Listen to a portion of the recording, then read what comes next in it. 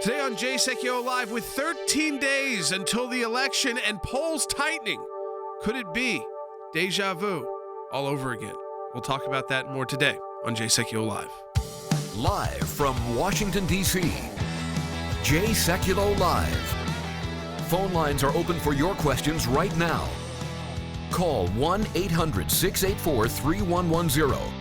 That's 1-800-684-3110. And now, your host, Jordan Sekulow. All right, folks, we're taking your phone calls, 1-800-684-3110. Of course, tomorrow is the final presidential debate in Nashville, Tennessee. That's at 9 p.m. Eastern Time. So there'll be a lot of focus on that going into that, and then, of course, out of that on Friday. But we were starting to look at the polls and where they were state by state in the last election cycle, where Hillary Clinton was, where Donald Trump was, where Joe Biden is, and how things turned out. And if you go and you start looking at key states, take Michigan, for example, which was carried by President Trump in 2016 by 0.3%. 4 years ago, Hillary Clinton was leading in Michigan in the RCP, the Real Clear Politics average of polls, so the poll of polls, by over 11 points, 11 and a half points, so way outside the margin of error. And she lost the state by 0.3%. Donald Trump took Michigan. Joe Biden is only up 6.7. So he's 5 points behind where Hillary Clinton was. And you look at, again, how things turned out there. Look at Wisconsin, where Hillary Clinton was up 7 points 4 years ago at this point. Biden only at 6.3, so he's under where Hillary Clinton is again, and President Trump carried that state by 0.7. In states where Hillary Clinton did win, so in battlegrounds like New Hampshire, she was showing that she was up 8, and she won only by 0.3. Biden is showing he's up 11 in New Hampshire. These were not states, by the way, that Donald Trump has to win. Just giving you some examples. They're not all Trump victory states, but for instance, in Nevada, it showed Hillary Clinton was up 3.7%. She carried the state by 2.4. Right now, the polls are showing that Biden's up 5. In another major battleground like Florida, for instance, Clinton was up 4 in the polls. Biden was up is up 1.7 in the polls. Trump carried it by 1.2 points in 2016. So you could go through this list and you see, again, Ohio is the last one I want to hit right now, just numbers-wise, because it just showed these are kind of one of the kind of extreme turnout numbers. So 4 years ago, Trump was up 0.6%. I mean, it's not really much. So basically, it's tied. This year, the Real Clear Politics average puts Biden up 0.6, but Trump carried the state by 8.1 points. So in 2016. So I think that, again, as we said, that the left, they love to put all this focus on how it could be a landslide for Joe Biden, and the idea they're trying to get you not to show up to vote. But I think what happens is it's their side that shows up, that decides not to show up to vote, because you start hearing numbers like that from the left. What I'm telling you is it's very close, and every one of these states is winnable for conservatives. What they like to do is say how, Donald Trump has no chance. And that's absurd when you're speaking to the left, which is what they do on MSNBC and these other networks, and you're telling people basically they don't need to go and show up to vote. There's another interesting poll out today that showed that 60+% of Trump supporters are still too nervous to put a sign out in their yard or a bumper sticker on their car. That's a huge number. Talk about silent majorities. There it is. It shows up in that poll. So I think that, again, you can see this kind of more optimism on the right. It needs to be, obviously, people have got to show up. They've got to vote. And I think that you're starting to see the left more concerned, why President Obama hitting the campaign trail about where exactly they are less than 2 weeks out from Election Day. We're going to take your phone calls on this, 1-800-684-3110. That's 1-800-684-3110. A lot to unpack just here as we do this kind of compare and contrast to where we were 4 years ago to where we are today. 1-800-684-3110. We'll be right back on Jay Sekulow Live.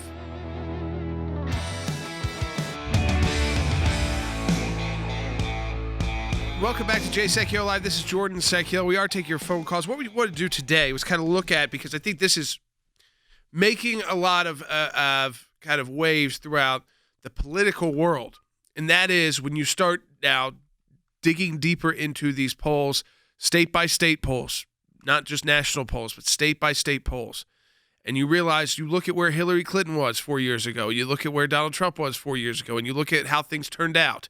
Well, you know how things turned out with Donald Trump winning the election, but also winning states that Republicans had not been able to win in a few cycles, like Wisconsin, like the states like Michigan, Wisconsin, Pennsylvania, and of course, I mean, on here, when you really look at it, where things are, it is strikingly similar. Strikingly similar to exactly where Hillary Clinton was. Now, does that mean it's the same election? No. Does it mean we have President Trump's spent 4 years in office, so there's more to judge about exactly his governance style and what he's been able to accomplish? We have COVID. We have other things. There's outliers. Hillary Clinton had a lot of things going for her, but also mostly against her. They wanted to say it was first president who was a woman, but she had so many negatives that it even kind of outweighed that notion, or that kind of that kind of campaign pitch, because she was so well known and it kind of divided people. Then you got so Joe Biden is different than that, potentially, but he also hasn't been out there very much. He certainly, he's like, this week there's a debate, and he's done nothing but practice for a debate. I mean, that's an hour and a half. It's important, but we're not ever sure exactly how important those debates are really anymore, unless you have just a horrendous performance, and people pick up on that because people are so partisan and who pays attention. But to do nothing all week, and to me, I want to go right to Than Bennett, Washington, D.C., because Than, I think when you look at this, if you're a Democrat strategist, you got to start figuring out, okay, maybe we're trying to play in a dozen plus states, but we need to choose 8 of these and really push forward, because we cannot live off these polls. We're not going to survive off of 4-point leads. Yeah, first of all, I just don't think it's a very good strategy for the former vice president to allow the president to be out among the states and then just to be solely preparing for debates. I don't think that's a good way to connect with voters. But, Jordan, when you look at the numbers and you ran through them, this is why I talked about on yesterday's broadcast how I think the only good analysis doesn't start with the polls. It starts with the 2016 result as the basis, and then looks at these state-based polls on top of that foundation. And you're right, Jordan, you've got to look at it in comparison to how they were 4 years ago, because there's no doubt that there's still a silent or a shy majority. There's no doubt that we have seen consistent problems in how they do polling, whether it's the sample makeup, whether or not it's, they look at registered voters or likely voters, and then how accurate they are about whether or not those voters are likely. But, Jordan, as I look at those list of states that you went through, there are 12 states there.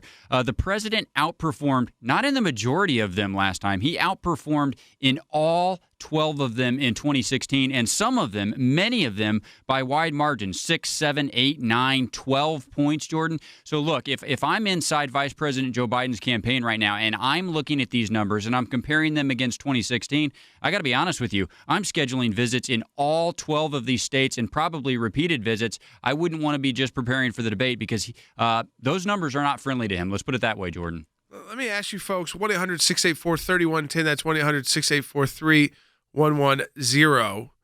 And I want to, if you are in one of those battleground states, so a state where you're getting a lot of traction, you see the ads, you have the campaigns that maybe you've got people knocking on your door, maybe you're volunteering, maybe you're making phone calls and knocking on doors on the weekend, or the rallies are coming, and so you see the signage. And, if you're in a solidly blue or red state, you don't get that same feeling. So I want to hear from you, those of you who are in these states, like, I'll run it down, New Hampshire, Michigan, Wisconsin, Pennsylvania, Nevada, Texas, Arizona, North Carolina, Florida, Iowa, Georgia, Ohio. Give us a call. What does it feel like on the ground in your in your communities, and what you're hearing and what you're seeing at 1-800-684-3110? Because that also gives a true sense. I mean, the fact is, if you don't actually talk to people in an honest and open way right now, where people feel safe in their discussions, as that poll showed, 60% of people are scared to tell their neighbors that they support Donald Trump. to put a sign in their yard. And about 65% are too nervous to have it on their car as a bumper sticker. Now, I will tell you, last election cycle, it seemed like it was more of a statement. This time around, I've told people this silent majority, if you really believe it, if you care, people need to know that you who you support, and I think it's important in this cycle. But it is, I think it does make a very true statement that this idea that people are still 60% of people are too nervous to put the bumper sticker or the yard sign out. And imagine what that's like if you are in one of those swing states. But when you look at these numbers, it has got to be extremely, all these talk. I mean, even there's a Drudge headline right now. And I think Drudge has gone off the rails a bit, specifically because President Trump has made it kind of irrelevant, these news aggregators, because he breaks news before you can even get the link up. So I'm sure it has not made Matt Drudge's advertising any easier. So he's kind of, he'll put up these things that say negative, is there going to be a Biden landslide? And you look at the number. I mean, the numbers aren't there right now for a landslide. Now, it doesn't necessarily to be a landslide for anyone when it comes to how much you won a state by. But electoral landslide, if you look at where things were in 2016 and where they are today, it would favor President Trump electorally. Would it be close in states? Yes, he won very close victory. He won Michigan by 0.3. He won Wisconsin by 0.7. Pennsylvania by 0.7. You look at others, though, that they're trying to say they're battlegrounds. He won by, Texas by 9, and he's up 5 in the polls right now. He was up 5 in the polls last time. Arizona showed Clinton up 1. This time it shows Biden up 4, but there's a new poll out that only has Biden up 1 in Arizona. You see it and you say, okay, and President Trump doesn't have to win every state he won to get to 270. The only real outlier is that the president was up 4.6 in Georgia. He ended up winning by 5.1, so that was pretty accurate. This one has Biden up 1.2, so which is a little bit different. So, I mean, that's the what appears to be kind of the outlier here. Yeah, even there, though, where it finished, it would Trump finished at 8, plus 8. Yeah, so and then Trump would win. I mean, plus 5, excuse me. The problem is it still overcomes those margins if those polls are accurate. This is a much more nerve-wracking sign for Joe Biden's campaign that is supposed to be, on this path to this victory, and it was supposed to be so easy, and it's so easy to beat Donald Trump. Not so easy because look at Pennsylvania is the best example of that.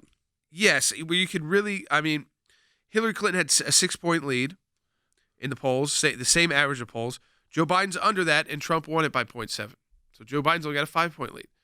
So, again, if on election night, if those states start falling on the East Coast to Donald Trump, they're going to be crying on MSNBC real early in the evening.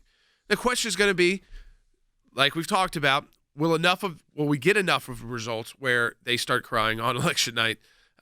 Because in Pennsylvania, they've got 3 extra days to count. North Carolina, 9 extra days if the circuit court just weighed in there. Which 9 days. In North Carolina? Yeah, 9 days, and that just on the phone won that. Yeah, so that'll get appeal. But again, you could see those appeals are moved. The North Carolina appeals are going to move very quickly because they came out. There's a 4th Circuit case, and then there's a North Carolina Supreme Court case. So there's a number of cases in the pipeline that are going to move very quickly to the Supreme Court. I think it's conceivable, Jordan, that you have 2 cases at the Supreme Court, possibly this weekend. Yeah. Folks, I want to continue to take your phone calls at 1-800-684-3110. We're going to start doing that when we get back from the next break. But I think, Dan, when you look at these numbers again, and you kind of see, of course, we have a debate Thursday. This is the final debate. I predict, there'll be a lot of people tuning in.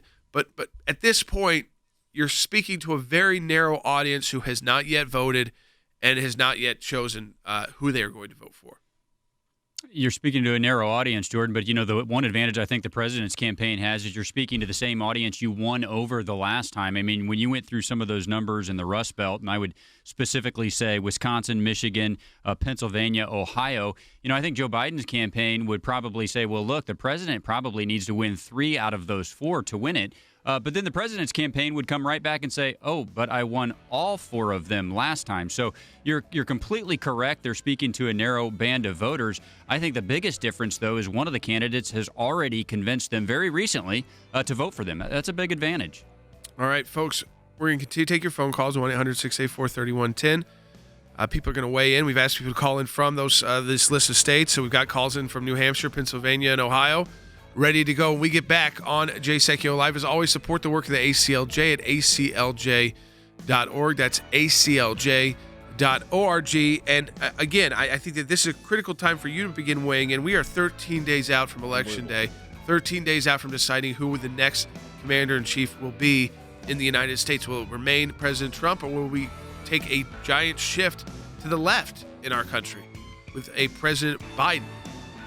There's 2 very different choices for people. We'll be right back. To your support of the ACLJ, we have had many victories. The IRS now formally apologizing to Tea Party groups. The IRS did the right thing by resolving the case with an injunction that mandated a complete change of the IRS nonprofit tax-exempt work as it relates to issue advocacy organization. If any group feels like they're being targeted, they can go to federal court and bring our case. That's a victory. It's one of the most significant wins in the ACLJ's history, to take on the IRS and win. For more than 27 years, the ACLJ has been fighting for freedom and liberty in the United States and around the globe. These are young people in their 20s and 30s that are doing this. They're fighting for life at a whole new level to beat back the abortion juggernaut. We've got a whole group of young lawyers that are defending them. Those of us that believe in life know that we're on the right side of history. We understand full well children are children, and they're precious in God's sight, and they're precious in our nation's sight, and they're precious to parents. But I actually think we're winning this. This is one of the social issues we're winning. The release of Andrew Brunson. He is the American evangelical from North Carolina, held in Turkey for more than 2 years. They're rushing us to the airport, and there was an Air Force plane that came from Germany that had been on standby. We're flying, and they finally left Turkish airspace. It's like, okay, now we're really out of Turkey and free again. We're grateful to ACLJ who put it out to these people, they were getting all this out. All of the people who prayed for us through ACLJ and through your contacts, I'm thankful, I'm grateful, and actually I'm astounded. We need your help as we continue this work here in the United States and around the world. Join us online at the American Center for Law and Justice at aclj.org.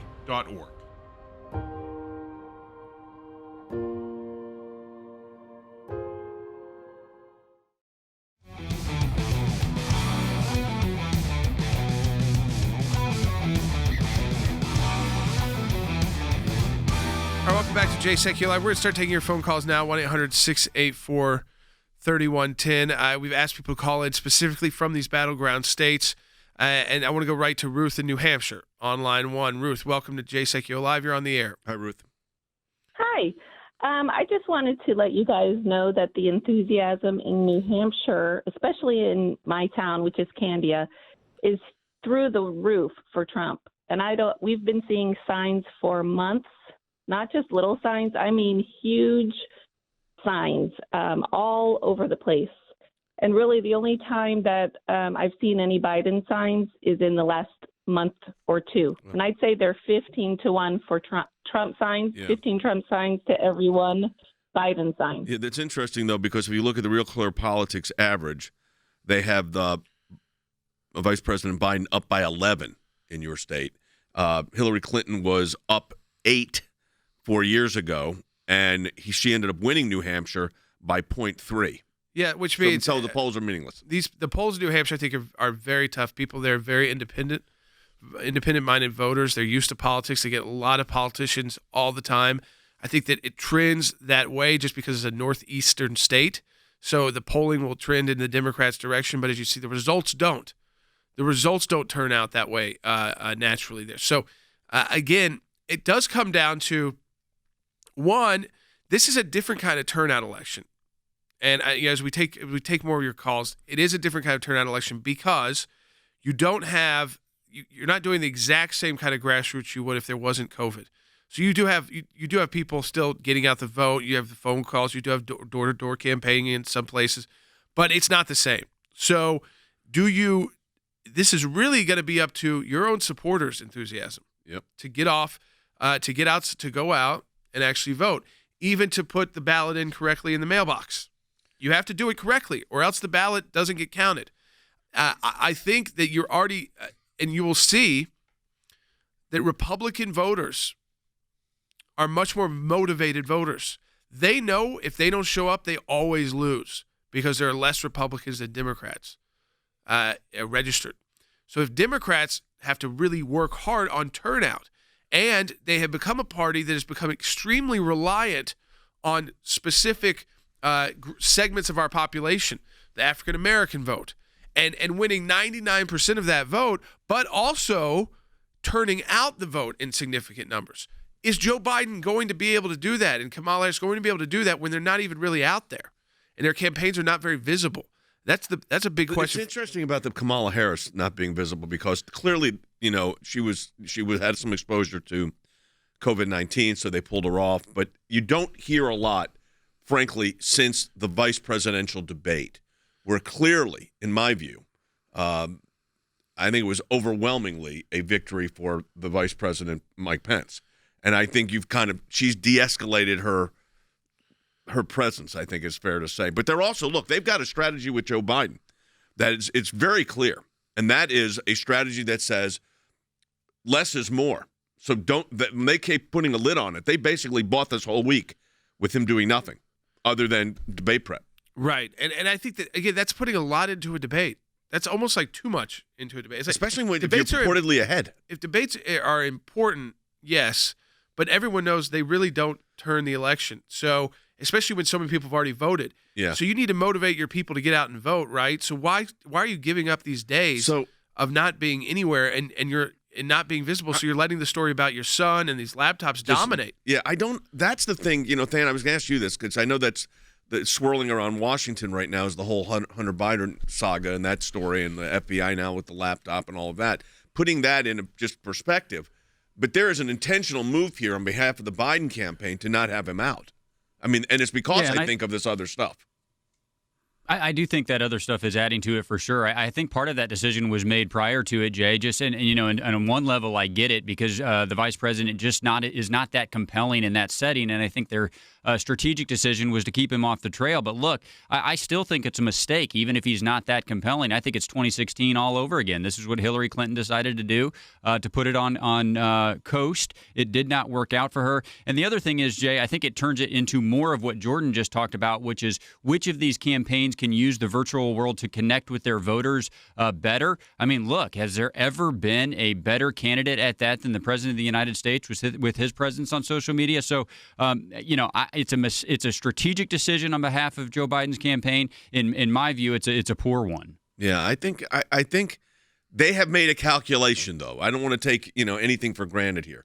I think at the end of the day, Than, this is going to become all about turnout. Who is going to get, whether it's early voting or day of voting, it's going to be a question of turnout. If you look at the polls, we're exactly where we were with, one outlier being Georgia. We are exactly where we were this very day 4 years ago. And we saw how that turned out. I agree with you that it's going to be about turnout. I would maybe add one layer to that. It's going to be about more complicated turnout than usual. I mean, usually your turnout involves you either have to return your absentee ballot or you need to show up at the polls. And, there's just so many more ways to vote in different states. Some of it's before, and a lot of it is counting afterwards. So, look, it is going to be about get out the vote, but there are going to be more layers to that than there have been before.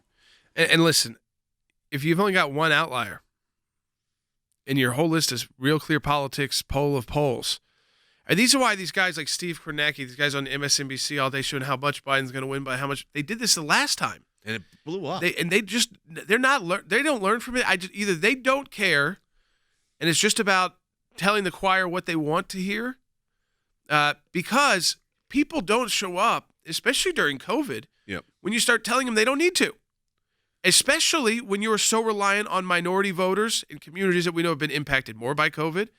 And also your campaign, let's be honest, is not as appealing to minority voters. I don't think Joe Biden, because of his own record and who he's been associated with, the statements he's made, like you're not black if you don't vote for me, saying things like that. And also he's not doing as well amongst Hispanic voters. So you put all that together and you realize, wait, I mean, so again, I don't mind that they keep preaching out to their world that they've got it in the bag. Go right ahead. Stay at home. Don't campaign. Don't go on the kit. Don't get out the vote efforts. Don't knock on any doors. Don't put any phone calls out. Try to rely on just television ads and social media. See how it works out for you.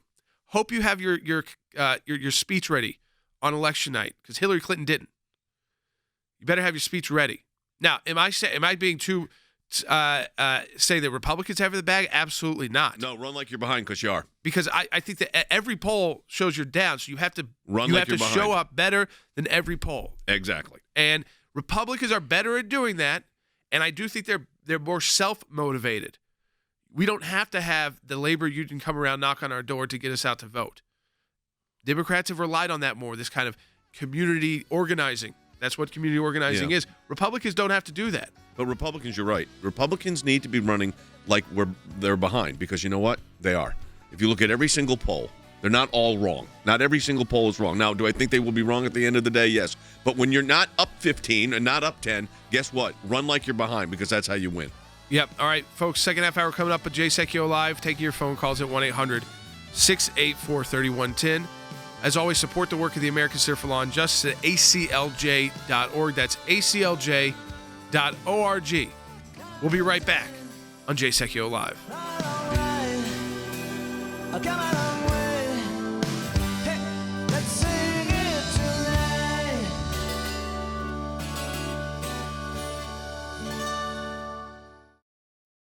Because of your support, because of the support of every member of the ACLJ, one of the practice areas that we've been able to develop is Freedom of Information Act requests, or FOIA requests. It's thousands of pages of paper, and in those thousands of pages of paper, you usually find a nugget. Government agencies acting out of control. We have exposed that in our FOIA litigation, and we do that every day that we bring these cases. It is your statutory right as an American citizen to have access to documents that reveal how the government is functioning, how your government is functioning. We took it to the IRS.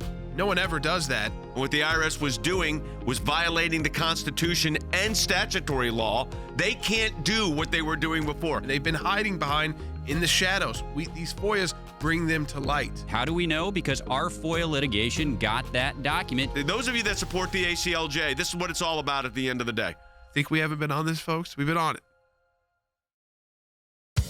Live from Washington, D.C., Jay Sekulow Live. And now, your host, Jordan Sekulow.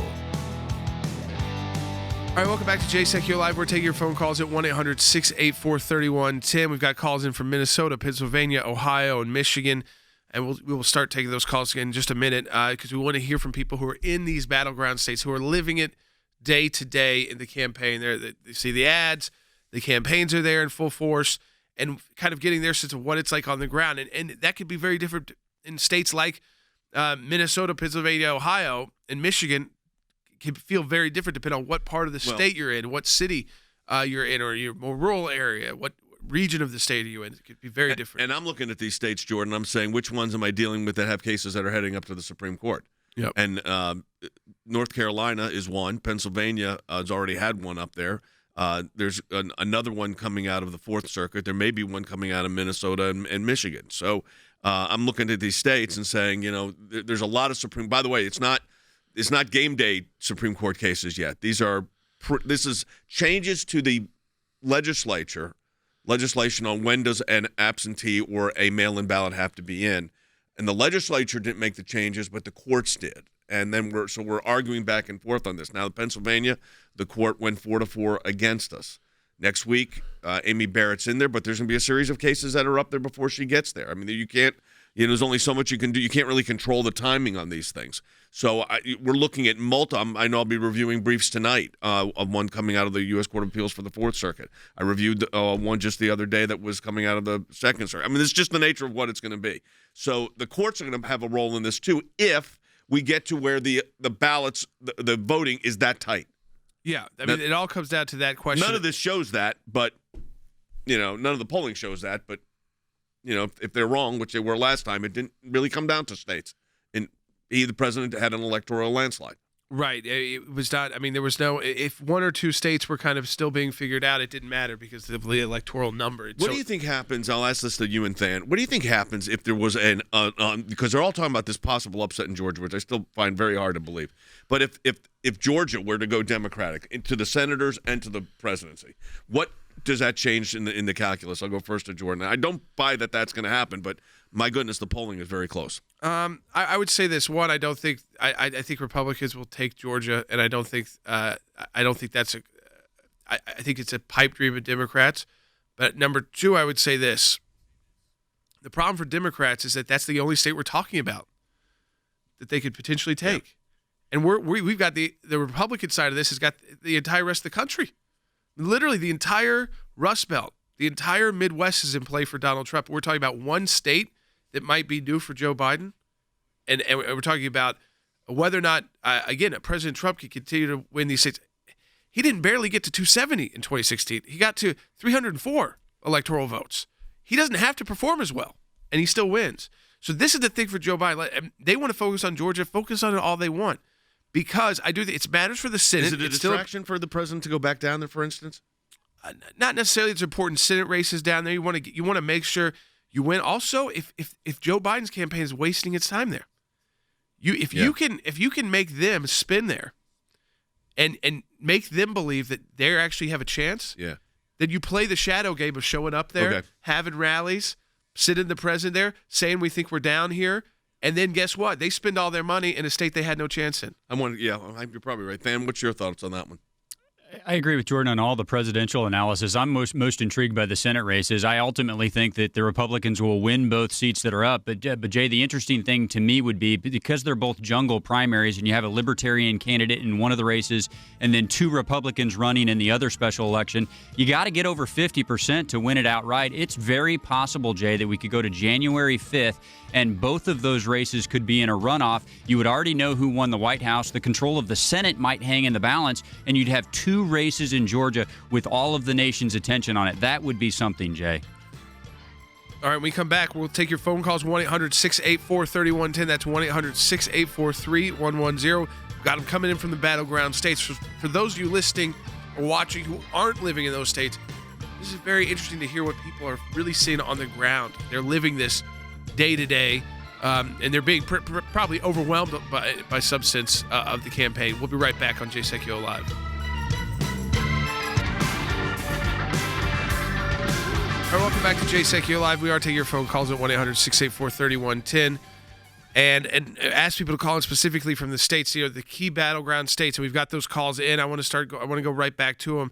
Trisha's called in from Ohio on line 4. Ohio also has been an important state for Republicans because they've turned Ohio into the state they kind of barely went into a much more red state. And the question is, does it stay red this cycle?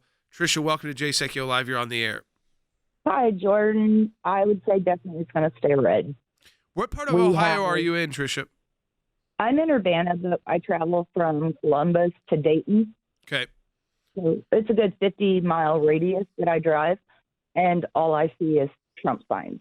I've seen in my town, I'm in a small town, but between here and Springfield, Ohio, all I see is Trump. I've seen 3 Biden signs.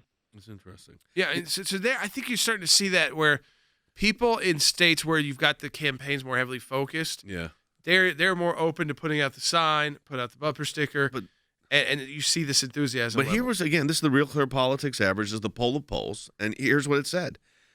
They have it right now, Biden up 0.6. Last time, 4 years ago, they had President Trump up 0.6. So they were basically you're even. That's all margin of error. And then the president ended up winning it by 8.1. Yeah. Bigger victory there than Georgia. Yeah. So Wes is here, and Wes is in Georgia. That's what I was talking about. This Midwestern Rust Belt that Dan and I keep talking about is stronger than even the red Deep South has been for Republicans right now, I think. And I think it maintains that because Donald Trump tapped into the real blue-collar labor vote. The labor unions might endorse Biden, but the actual members of the labor union are voting Republican more and more. Yeah.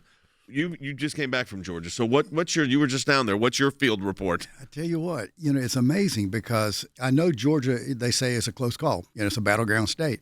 But everywhere you go, you see nothing but Trump signs and Trump parades. And I was in Florida, Fort Myers, for the last week. Trump flotillas riding around Fort Myers Beach in Fort Myers, Florida, and then Tavares, Florida, saw nothing but Trump signs everywhere. And, it makes you wonder because 4 years ago, everyone said Trump was going to lose. The polls were really, really, really wrong. Yeah. And it gives you doubt about the polls even now. I don't think we can take anything for granted. But on the other hand, it seems like there is a wave. But what about in Georgia? Where I live, which is 30 miles, from south of the Atlanta airport, is all Trump country, totally. I know the state is close. I think your big metropolitan areas like Savannah, Atlanta, perhaps it's different there. But when you get outside, that's the population. The Beltway in Atlanta, and it seems to be. It's only anecdotal, but it seems to be there's tremendous support for the president. We lived in Atlanta a long time. But it was not that. I remember when it was Democrat too. It's been kind of like the blue dog Democrats, the old conservative Southern Democrats. Yeah. But so Than, and I want Than and Jordan to really expound on this, then take another call. But Than, this Rust Belt strategy. What happens in the Rust Belt? Well, the Rust Belt is the most important region in the country, quite frankly, and I don't say that to the dismissal of the other states. Obviously, Florida is going to be very key. North Carolina is going to be key, and others. But Donald Trump won election to the White House because of his sweeping, essentially, the Rust Belt. Some people would throw Minnesota in there, but I see the Rust Belt as Wisconsin, Michigan, Ohio, and Pennsylvania. You just went through some of the numbers in Ohio. 8 points in Ohio, and Jordan can speak to this. That is a crushing victory in Ohio. Now, the other three states were much closer, inside of a percentage point. But I still say the burden of proof, the obligation to flip a state, is on the challenger. When you have a state that is conditioned to supporting a candidate of either side, especially in these battleground states, Jay, it is always difficult to take that away. You basically have to go in and either find new voters, and Jordan went through some of these numbers yesterday. Republicans have actually found more new voters this time around. Or, Jay, you have to take voters away who are already conditioned to vote for the other candidate. That is a very difficult thing to do. So if you look at Michigan, Wisconsin, and Pennsylvania, in my view, that's the whole ballgame for Joe Biden. If he can't win at least two of those states, it's lights out for him. All right, let's go right to the phones. 1-800-684-3110. People have been holding on, and we're just going in order. So Patty in Ohio on line 6. Patty, welcome to Jay Sekulow Live. Thank you. God bless you guys for all that you do. I'm in Medina County, which is more rural. We're about 40 minutes south of Cleveland. Medina County has been doing all these Trump parades. It is overwhelmingly it's emotional. You drive down the road with your flags and people on the side of the roads waving their flags and yelling Trump and all of that. And I see a lot of what I call closet Trumpers. My son is 37 years old, and he has, to put it bluntly, hated Trump. And in the last 6 or 8 months, he's slowly turned around, and now he's very vocal for him. And this election, too, I think President Trump has just brought in such patriotism that we've never seen before. I've never hung a flag up on my house. Yep. And everywhere. I have a Trump 2020 sign, one of those flags that goes in the window of your car and flutters around. And I get comments on it every day. I drive through McDonald's, and I'm amazed at the 18, 20-year-old kids who go, man, I like your flag. Yeah, no, I'll tell you, same thing happened to me, Pat. And see, this is it's like you differ. You said you've never even done this before. So it's caused you to do to different behavior politically. Not wrong behavior. I'm just saying, you never were the person that put a flag. You never felt so passionately about a politician or a political candidate that you felt like you really needed to kind of campaign for them and to help their campaign. Same thing happened to me. I put the Trump sticker on my car a couple weeks ago, and it was actually a police officer pulled up next to me. I won't say where or what district. Police officer pulled up, rolled down their window, and just said, it wasn't like I thought maybe the light is out in my car. Like they weren't pulling me over or anything. The lights weren't on. So, you always get a little nervous if the police officer's pulling down their window and you notice. And so pulled down and the police officer just said, I love your bumper sticker. We can't put it on our our patrol cars. So for every one person that puts that sticker out there, she's right. Yeah. You get about 25 plus people, it feels like, a week telling you how much they love the fact that you've done that you've taken that action. I look at this poll of polls that our team put together and the analysis they put together. I look at it, and it tells me, Than, that we're going to see a repeat of 2016. That's what it looks like to me, with maybe an outlier being this Georgia thing. But I still don't think so, because it's not like the president won Georgia by 20%. He won by 5, so maybe this time it's 3. But that's what it's starting to look like. To me, it looks like that we're getting ready for a repeat of 2016. Georgia's certainly competitive. It looks like 2016. The one caveat I would give to that, and we've given it before, but I mean, 4 of those states that we talked about were inside of a point. So you're talking about a very minimal shift that would be required to flip those states and to change the outcome of the election. So you certainly don't take anything for granted. But you're right, Jay. The numbers certainly look like 2016. And I would also maybe add one layer to that, silent majority conversation. I don't think it's always just people who are afraid necessarily. It's people who, were undecided until late in the game, or maybe, we're conflicted until the end. But at the end of the day, if they go into the ballot box and they pull the lever for either candidate, quite frankly, that vote counts just as much as the person who has that bumper sticker or who has that flag. And I think that segment of the electorate this time, Jay, I actually think that segment's pretty large as well. All right, let's grab another call. Let's go into Pennsylvania. Patrick in Pennsylvania online too. Hey, Patrick, welcome to Jay Sekulow Live. Hello. So in Pennsylvania, I live in Pittsburgh, and we have within the city, there's you get some Biden signs. Sure. I live a little bit out of the city, and if you put Trump signs out, they're more likely to get taken. But if you look at the stores, the bakeries sell Trump and Biden cookies. There are thousands of Trump cookies that are purchased out of these bakeries, and very few Biden. In the stores that you go to, there's Trump paraphernalia everywhere, and there's nothing Biden. And if there is, it's one thing. So we win the cookie poll. That's very good. We win, Patrick. Yeah, the local bakeries. I mean, there is this whole thing. I mean, when you see entire businesses set up around a political candidate who I think he supersedes, whereas Joe Biden is not bigger than the Democrat Party. The Democrat Party is way more in control than Joe Biden is. Donald Trump is bigger than the Republican Party. His brand is bigger. He is bigger. He's taken the party a different direction. Does that mean that if he doesn't win, the Republican Party's not there anymore? No. I mean, it's just for now. It's not like people are buying. They're not buying Republican signs, Stan. They're buying Trump signs, and that's why I think, as someone who is conservative, when you add Republicans to the people who are buying Trump signs, who would not necessarily consider themselves Republicans in any poll, that's when you start seeing these victories occur.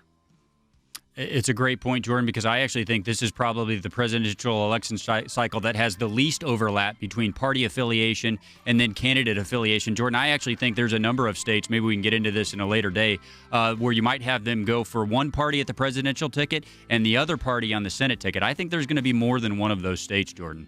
Yeah, which I think underscores that point, that people don't see necessarily voting for a vote for President Trump as just a vote in mass for every Republican or all Republican policies or the Republican Party, because he is bigger than that. Like him or not, that's just a true statement. And the stores and the whole economy that's been built around him, the flotillas, etc. I mean, that just explains. They're not Republican parades. They're Trump parades. They're Trump flotillas. They're not Republican flotillas. We'll be back on Jay Sekulow Live. All right, welcome back to Jay Sekulow Live. So we've got, again, a lot of people calling. We've got the key battleground states calling: Minnesota, Ohio. We'll get to all of them. Yeah, we're going to get to all the calls. I've got one question, though. This debate was supposed to be about foreign policy. Yeah. Okay. And then you look at the way that they've laid out the topics, and it's barely foreign policy, Wes. And you said the foreign policy differentials, just take a minute on this, are significant. They are very significant. The thing that most Americans are concerned about are the economy and foreign policy. And the whole foreign policy issue, the biggest challenge that any president will face in the next term is how to deal with China, Russia, and the Middle East. And already some of the rhetoric that Joe Biden is using, gives people serious doubts about it. For example, the Iran arms embargo expired last Sunday, which means now Iran will be able to buy tanks, aircraft, weapons, what have you. The United States, the Trump administration says we're going to keep it in place, not only not selling them weapons, but we will target any corporation or country that tries to sell them weapons. Meanwhile, What does Joe Biden say? He's going to re-sign the Iran nuclear deal, the JCPOA. He also says he's somehow going to hold Iran in check. That just doesn't pass the believability test. Yeah. And with the Iran arms embargo expiring Sunday, this issue is in the front of a lot of thinking people. Yeah, it'll be interesting if it's in front of the debate moderator when the debate, it will not be. It will not be. All right, let's go take some calls, Jordan. Yeah, back to the phones we go. Let's go to Lance in Minnesota on line 1. Lance, welcome to Jay Sekulow Live. So this obviously you are in a state, again, which is it's heavily contested with both sides. What are you seeing on the ground? Hey, thanks for taking my call. I just want to let you guys know that I'm a member of Minnesota. We're a grassroots organization, and I do door knocking. And every time that we talk to somebody that is going to vote for Trump or whatnot, they always tell us that they're afraid to tell people that who they're going to vote for. So the fear is out there. Now, I have 4 bumper stickers on my car. I own a townhouse, so I'm a member of a homeowners association, and they have a rule in their association rules that we can't post political signs or anything like that in our yards. Well, the Supreme Court had deemed that those signs as freedom of speech. So they violated the freedom of speech. So I fought that. So I have 3 yard signs in my yard. I have a flag. How is it in your community generally? I mean, you said that when you go to people, they're still saying they're afraid to acknowledge that they're in favor of the president, which was what happened last time. How did your county go last time? How did the vote go in the county? Did your precinct and county carry for the president or not? Yeah, my county was red, but Minnesota's a huge Democrat state. I mean, blue collar state. So, but I'm honestly, guys, just real quick story. Just this past weekend, I was at an antique. I like to go antiquing. I was at an antique store, and the lady that owns the store, she's a very elderly lady, and I have a Trump mask, a Trump 2020 mask that I wear. And she just leaned over and whispered in my ear. She said, "We are the silent majority." Well, if it's the whisper campaign carries it, I think that'll carry the day. Thanks for calling in. Yeah, I mean, again, Clinton only won Minnesota by 1.5%. Yeah. So this is one of those states where I think that it's a little bit like a Georgia for Republicans that is for Democrats. Like if they're losing Minnesota, then it's even close like that, then it's like a landslide the other way. Yeah. And I because that's where you get kind of like to the end of the Rust Belt, where you get a lot more liberal. Yeah. It's not just a blue collar. It's not just like Michigan. It's a lot more of a liberal. I'd say a liberal white vote that you've got to let there, which is different than you're dealing with in some of those other states throughout the Midwest. Back to the phones we go. Let's keep going. And people have been online. Sherry's in Ohio on line 3. So Sherry, what part of Ohio are you calling in from? I am on the northwest of Ohio, little town called Anna, south of Lima and north of Dayton. Okay. And our area seems to be very much, most of the signs that you see will be Trump, Trump, Trump. Once in a while, you'll see a Biden down in our area. And I know it depends, like Toledo is a very Democrat. I went up to Toledo and I have my bumper sticker on and I have my Trump mask, and I thought, oh my gosh, because it's so Democrat up there. I mean, I even saw signs that said, "Dump Trump." Yeah. And I just thought, well, I'm here. The Lord is going to have to keep me safe. But it worked good. And so, but our area here, mostly what you're seeing are Trump signs. Yeah, and this is, again, these are the folks that they may have, I don't know how they voted in the past. They may have sometimes voted Republican, sometimes Democrat. They were not putting out these kind of signage. Like, that's what they're saying. Even in a state like Ohio, battleground, it wasn't like you went out 30 minutes outside of a city and every farm you drove by or every large piece of property had a political sign in it. Yeah. And that's what's happening now. And it's different. I think that the polls can't figure that out. You cannot figure out the movement that is behind. And what I would say is that, like, if it was Obama on the other side of the ticket, you might be able to combat that because you have a movement. When you have no movement, it's hard. No one cares about Joe Biden winning or losing. I don't think any Democrats will feel bad for him if he loses. They will feel bad for themselves. Right. But they won't care. They don't actually care about Joe Biden. Right. They don't. That's why I think they don't care. They just don't care. He's just a vessel. Whereas Donald Trump. That's why the Hunter Biden thing probably doesn't move the needle. He's changed where Republican politics are to populism. That's why the Hunter Biden thing really probably doesn't change the percentages. Because no one's voting for him because of who he is. Right. That's probably the issue. He could be the most corrupt guy on earth. the only reason if they're only going to vote for him because he happens to be a Democrat or he's not Donald Trump, and no one's been able to win an election off that yet. Yeah. This would be the first time. Well, and his evasiveness and sort of hiding out and not really taking very many questions and not answering the questions when he's asked does not help either. That does not inspire people. And so, there's not a lot of momentum in his favor. Let's take this one for Than. Let's take Judy. Judy in Illinois on line 4. Judy, welcome to Jay Sekulow All right, Live. Than, get ready. Yes, hi, thank you. I know that Illinois is not a key battleground, but I want the rest of the country to know that outside of the Chicago area, Illinois is for Trump. In the 2016 election, only 5 counties outside of the Chicago area voted Democratic. The rest of us are pro-Trump. All right. Well, Than is an Illinois native, so... Judy, I'm from Tazewell County, down by Peoria. You're exactly right. Once you leave the Chicago area, it is virtually entirely red. Now, when you're talking about statewide elections, which obviously presidential elections are, it does tend to be pretty deep blue. It's won by 16 points by Hillary Clinton. But if you're talking about congressional races, certainly most of the state's delegation outside of Chicago would be deep red. Yep. So, go farm country, Illinois. All right, let's take the last one. All right, last call today. Sharon in Minnesota on line 5. Hey, Sharon. Hey, hi, Jordan and Jay. Just really quick, because I know you're at the top of the hour. For Minnesota, I live in the St. Paul area. Downtown Minneapolis, downtown Duluth areas, which is in central Minnesota, it's for Biden. But everywhere else that we've gone, it's all been for Trump. And everyone is kind of scared to put up a sign because late September, we had someone have their garage burned down because they had a Trump sign on it. Yeah, I think that again, you're in a real battleground. Minnesota is like a firewall state for Democrats. If Minnesota falls, which it almost did in 2016, and I feel like the party has not done a full reckoning yet from that election, and they're thinking that if they win this one, maybe they don't. But it's like if you lose the Minnesota as a Democrats. The fact that we could even talk about that as a potential, then you have to look at your entire party and where it is, and I think this is a real look at where the race is. Very close, right on the margins, and not what you see in these headlines about landslides for anybody. Right on the margins, it's who shows up to vote will win. It's anybody's ball game still. There's still enough votes out there. Either candidate can win. Who's going to show up from now until Election Day?